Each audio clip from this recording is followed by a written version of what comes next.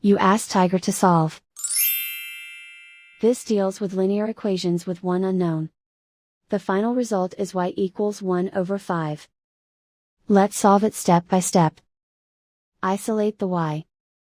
Multiply both sides by inverse fraction 7 over negative 8. Move the negative sign from the denominator to the numerator. Group like terms.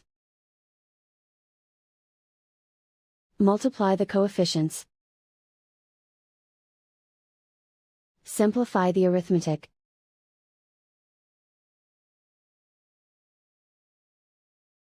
Move the negative sign from the denominator to the numerator.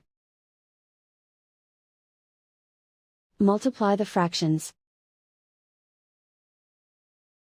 Simplify the arithmetic.